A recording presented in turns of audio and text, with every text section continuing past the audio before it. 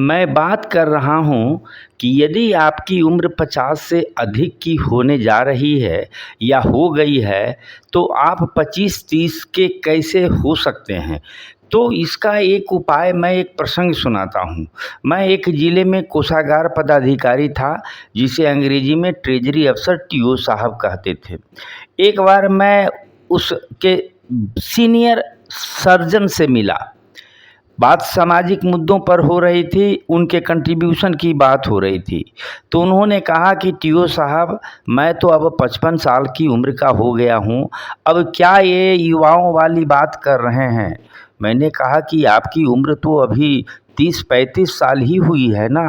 तो उन्होंने कहा कि टीओ साहब, आपने सुना नहीं कि मेरी उम्र 55 साल हो गई है।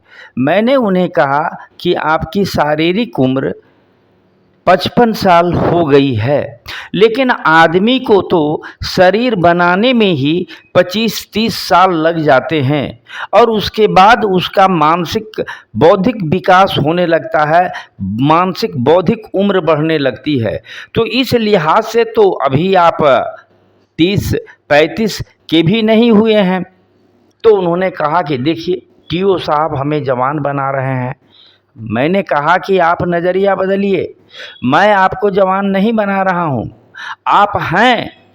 अब आपका जो मानसिक और जो बौद्धिक विकास हुआ है, और जब आप इसके उत्पादन और वितरण करने योग्य हुए हैं, तो समाज में अपने ज्ञान का, अनुभव का आप विस्तार कीजिए, आप वितरण कीजिए, आपकी उम्र बढ़ जाएगी।